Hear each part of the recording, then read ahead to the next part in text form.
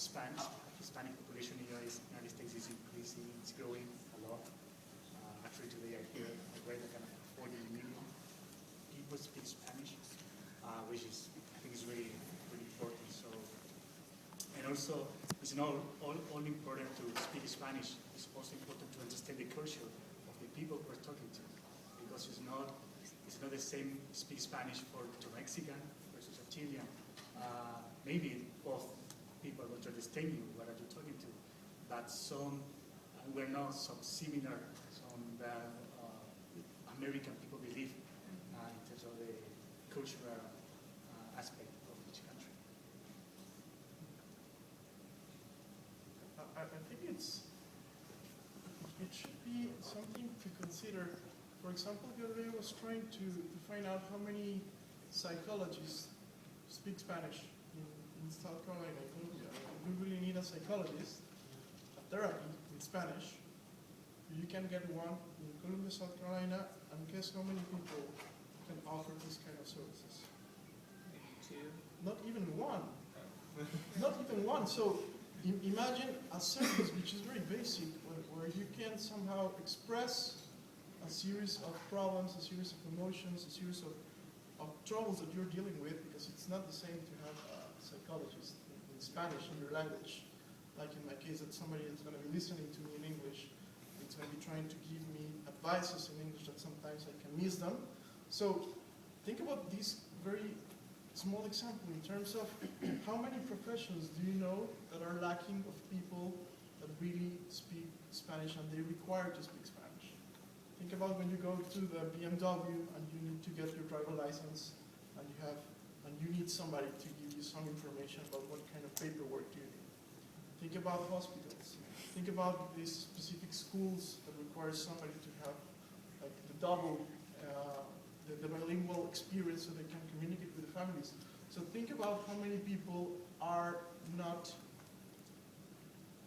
able to adapt themselves to the city and are not able to feel part of the city, the feeling of belonging to a specific space, because they're not able to have these social experiences that we have on a regular basis.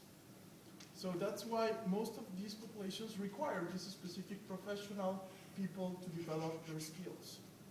And I'm here not to speak about and tell you to do a PhD, because I know that most of you have other interests, and most of you are looking for different options.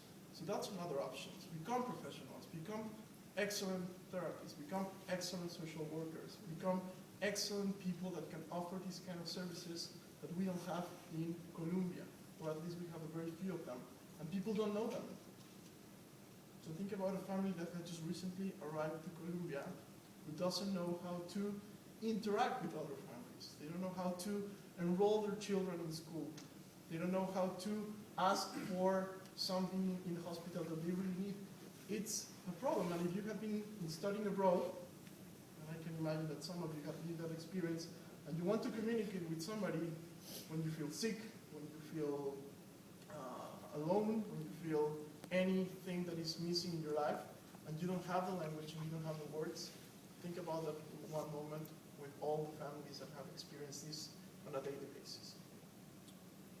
That actually reminds me of something that happened, or a conversation that I had with someone from the state office for DSS yesterday. She said that across the state of South Carolina, 46 counties, there are 4 bilingual caseworkers. 4. Now, 2 more work for DSS, but they're not caseworkers, and they're trying to transfer them over to being caseworkers just so that they can have 6 bilingual caseworkers in the state. So on and so forth. So you just, but one of the other points I was thinking of, and you just really made it, is having dual disciplines.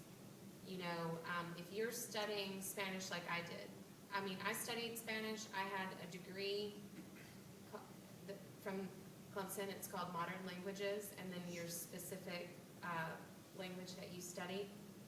I graduated with that. I had no idea what I was going to do with that. And I within 6 months, I was exploring another discipline.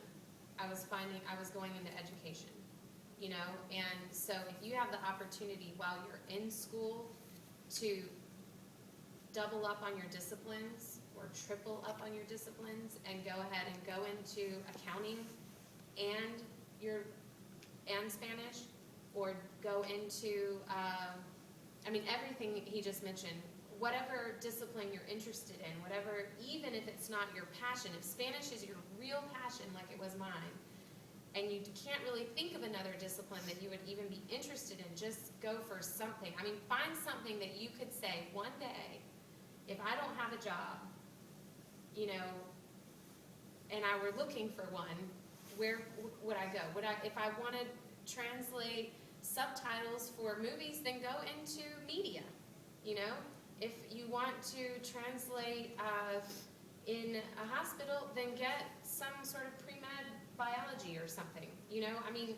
Associate yourself with some other discipline so that you'll really be valuable in that area by having the dual discipline. And it's the exact same thing you're saying right now, just about be a bilingual social worker, be a bilingual medical professional, be a bilingual, you know. And in this state, I think you may have mentioned about the regions, and, you know, it might be a novelty to be bilingual in South Carolina right now, but if you go to New York or New Jersey or California, or many of you may be from some of these places, you will quickly recognize that it's not a novelty in other places in this country to be bilingual. And eventually, hopefully, this state will kind of catch up to that.